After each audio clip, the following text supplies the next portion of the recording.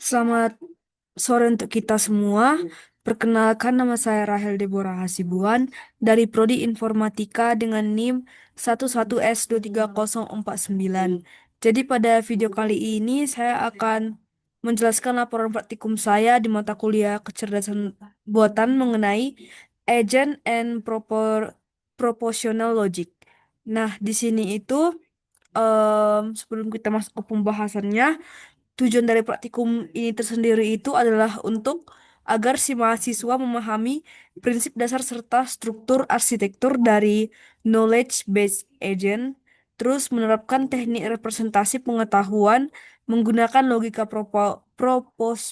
proposisional sederhana, lalu mengembangkan simulasi lingkungan Olympus World menggunakan bahasa pemrograman Python. Lalu merancang agen cerdas yang mampu melakukan proses inferensi untuk mengambil keputusan secara aman dan rasional, lalu menerapkan mekanisme tell and ask sebagai sarana interaksi antara agent dengan knowledge base atau KB. Nah, untuk introduction-nya, jadi praktikum ini bertujuan untuk menerapkan konsep logical agent yang telah dipelajari secara teoritis di kelas teori. Lalu fokus utamanya adalah membangun knowledge based agent yang beroperasi berdasarkan pengetahuan tentang lingkungan. Jadi agent ini memiliki dua komponen utama, yaitu knowledge base sebagai tempat penyimpanan fakta-fakta dalam bahasa formal dan inference engine yang digunakan untuk menurunkan fakta baru dari pengetahuan yang sudah ada.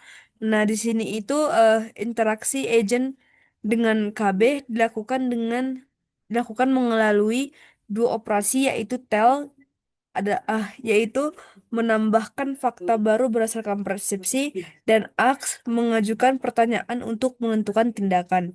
Lingkungan yang digunakan untuk implementasi yaitu Wumpus World, sebuah dunia gua klasik yang bersifat partially observable, sehingga agent perlu melakukan inferensi terhadap kondisi di luar persepsinya.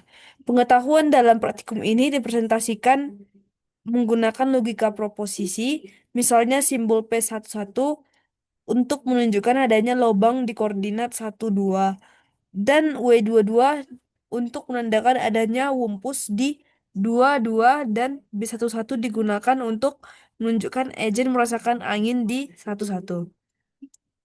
Nah, terus kita masuk ke langkah-langkah praktikumnya.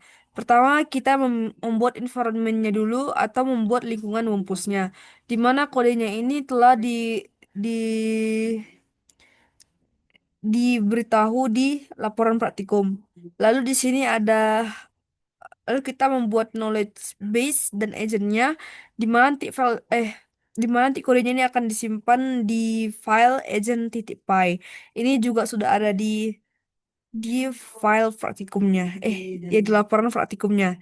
Terus ketika menjalankan programnya di sini saya menggunakan CMD, maka hasil yang tertera itu seperti ini.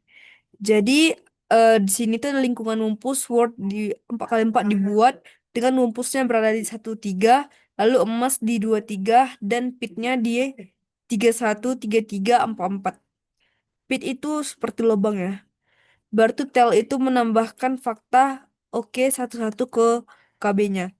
Nah, di langkah pertama itu si agen itu berada di posisi 1, 1 di mana tidak ada brace, dan tel memberitahukan untuk menambahkan fakta di P21 dan P12 ke KB, lalu persepsinya itu tidak ada stage, dan untuk tel dia disuruh untuk menambahkan data W21 dan W12 ke KB. Untuk inferensinya itu kotak 1, 2 disimpulkan aman dan kotak 2, 1 itu disimpulkan juga aman. Dan aksinya itu memutuskan untuk pindah ke kotak terdekat yaitu 2, 1, di mana agen berada di 2,1. KB saat ini bersih 5 fakta. Lalu untuk langkah keduanya, agennya itu kan tadi di langkah 2,2, 2, 1, di mana persepsi itu tidak ada stage. Lalu untuk telnya dia menambahkan fakta W11, W31, W22 ke KB dan aksinya tidak ada kotak aman terdekat yang belum dikunjungi, mundur atau eksplorasi lebih lanjut diperlukan. Simulasi berhenti agen tidak bisa menentukan jalan langkah aman. Jadi si agen itu posisinya masih di 21. Nah, lanjut. Nah, selanjutnya di sini eh, ada tugas praktikum. Nah, di sini tugas pertama itu kita digunakan itu untuk memodifikasi aturan inferensi, yaitu saat agen hanya menyimpulkan kota aman jika tidak ada breach atau stage. Baru modifikasi proses proses Percept dan update Safe Square untuk menangani kasus ketika agen merasakan breach atau stage. Jika breach di XY, agen harus menambahkan fakta BXY ke KB. Kemudian ia harus menyimpulkan bahwa salah satu dari tetangganya mungkin berisi PIT. Contohnya itu B21, eh, lalu P11, P22 dan P31. Nah, untuk tantangannya itu jika agen kemudian mengunjungi salah satu tetangga misalnya satu-satu dan tahu bahwa bahwa aman, maka P11 ia dapat menggunakan inferensi disjuntif syllogism untuk mempersempit kemungkinan. Nah, di sini itu saya sudah memodifikasi kodenya dengan menambahkan dengan me- memperbaiki dua fungsi yaitu proses percept dan update save squares. Nah, di sini itu perubahan pada kode agent Pi membuat agent menjadi lebih pintar dan mampu melakukan penelaran logika seperti manusia. Sebelumnya, agent hanya bisa menyimpulkan kotak aman ketika tidak ada breach atau stage. Setelah dimodifikasi, agent kini dapat menambahkan fakta baru ke dalam knowledge base-nya ketika merasakan breeze atau stage, misalnya BXY atau SXY, lalu menyimpulkan bahwa salah satu kotak tetangganya mungkin mengandung pit atau wimpus. Selain itu, melalui penerapan inferensi disjungtif silogism, silogis, silogis, agen dapat menghilangkan kemungkinan bahaya pada kotak yang sudah diketahui aman eh dan jika hanya tersisa satu kemungkinan, agen dapat menyimpulkan secara pasti di mana letak pit atau wimpus. Dengan perubahan ini, agen menjadi lebih rasional, adaptif, dan mampu mengambil keputusan berdasarkan logika inferensi, bukan sekedar reaksi terhadap persepsi lingkungan. Nah, di sini adalah outputnya setelah saya ubah kodenya.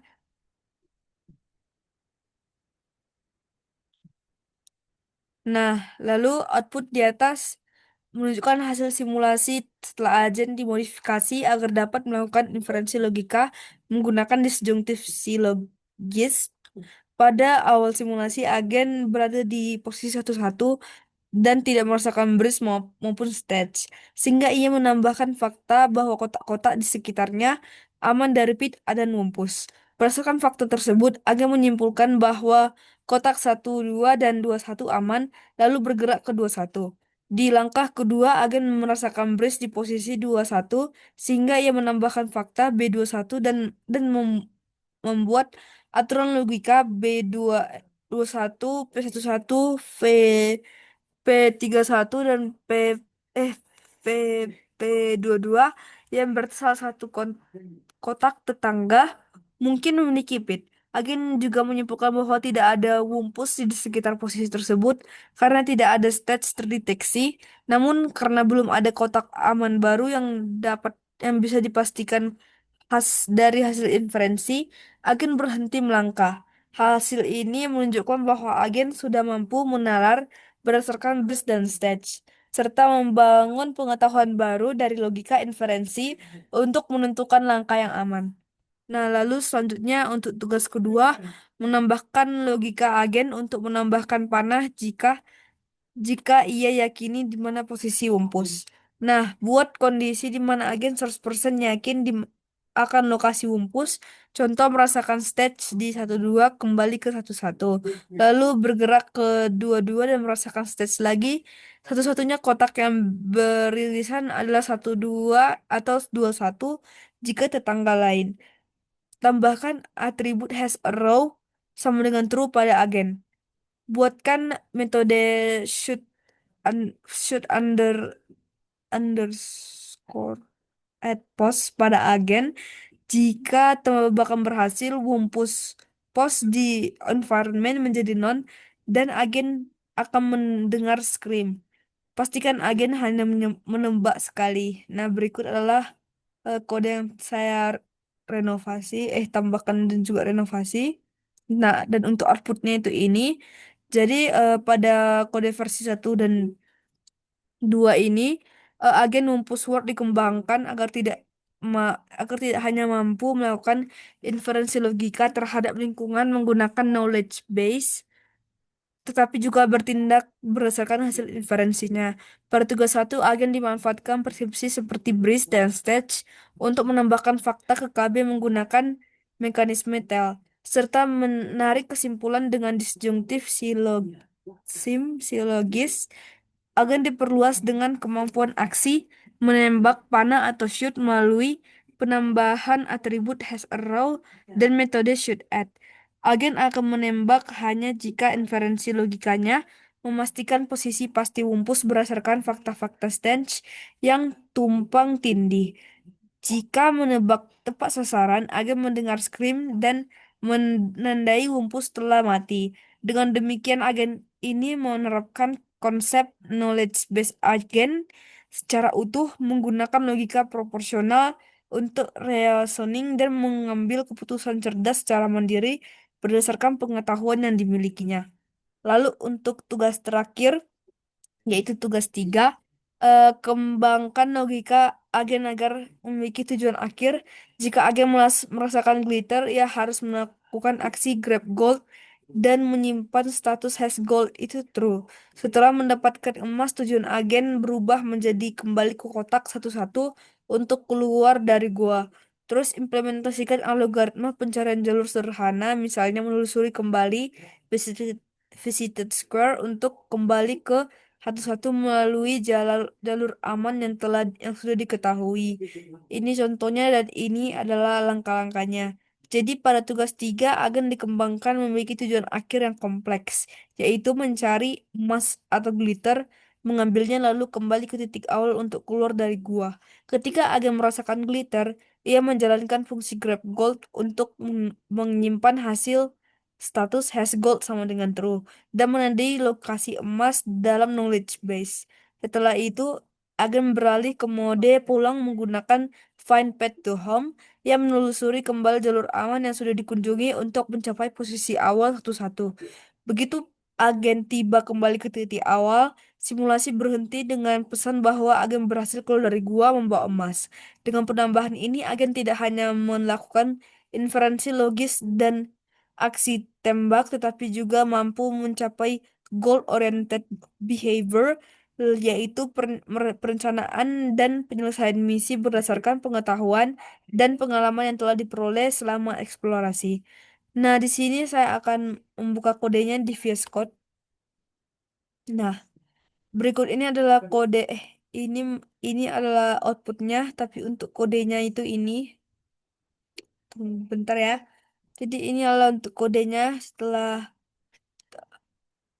melakukan 3 kali modifikasi kode.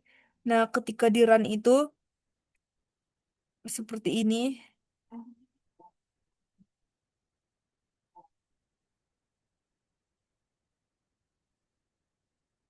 Nah, jadi untuk langkah pertama dan langkah kedua itu sudah saya jelaskan. Nah, kita lanjut ke langkah ketiga. Nah, jadi kan si agen itu kan dari langkah di 3.1, terus dia itu tidak ada breeze, berarti tel ini menambah ada tel juga, berarti persepsi tidak ada stage, berarti tel lagi. Lalu inferensi dia menyimpulkan 3.2 dan 4.1 4,1 itu aman. Lalu aksinya itu dia bergerak ke 4.1. Jadi si agen itu berada di 4.1. Lalu untuk langkah keempat, dia itu melakukan tel, berarti persepsinya terdeteksi di 4.1. Terus inferensinya dari BRIS mungkin ada pit di salah satu yaitu 3.1 dan 4.2. Persepsinya tidak ada stance, baru Tel menambahkan fakta lalu eh tidak ada kota aman, agen mencoba eksplorasi ke 4.2 dengan hati-hati, agen sekarang di 4.2. Nah, sekarang ada 17 fakta. Lalu agen itu kan di 4.2, terus dia tidak ada bridge, tidak ada stench, terus kota 4.3 disimpulkan aman, maka dia ke situ. Eh, enggak, 4.3 disimpulkan aman, dia bergerak ke 3.2, lalu si agen ke 3.2, lalu di saat ke 3.2 eh bridge terdeteksi di 3.2. Lalu tidak ada stench, lalu tidak ada kotak aman. Agen mencoba eksplorasi ke 2.2 dengan hati-hati. Terus dia ke 2.2, terus langkah 7, terus langkah ke 8. Nah, begitulah dia sampai akhir. Oke. Demikianlah kesimpulan dari saya apabila belum belum. Untuk kesimpulannya kita buka lagi laporannya. Eh, belum ke kasih tunjuk anjir.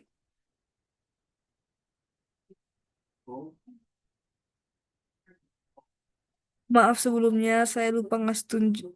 Saya lupa share screen yang bagian VS Code-nya. Nah, ini dia untuk kode lengkap saya. Lalu untuk apanya sendiri ini. Jadi dia tuh kayak menempuh lebih dari 8 langkah untuk kembali ke 7, ke 7, ke 1.1. Nah, lalu di sini kita balik untuk kesimpulannya.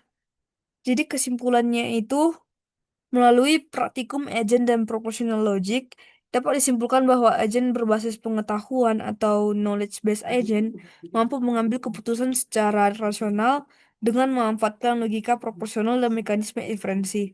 Agen dalam lingkungan Numpus World berhasil menggunakan operasi tel untuk menambahkan fakta ke KB dan AX untuk melakukan penalaran berdasarkan fakta yang telah diketahui. Melalui penerapan aturan inferensi seperti disjunctive silogis, agen mampu menyimpan lokasi aman, mendeteksi posisi pasti wumpus, serta menembak tepat sasaran. Selain itu, dengan penambahan logika misi pada tugas 3, agen mampu mengenali keberadaan emas atau glitter, mengambilnya dan kembali ke titik awal dengan menelusuri jalur aman yang telah dikunjungi. Praktikum ini menunjukkan bahwa konsep logical reasoning dan representasi pengetahuan dapat diimplementasikan secara efektif untuk membangun agen yang cerdas, adaptif, dan berorientasi berdasarkan tujuan. Demikianlah penjelasan praktikum dari saya. Apabila ada kesalahan dalam penjelasan, saya mohon maaf. Saya ucapkan terima kasih.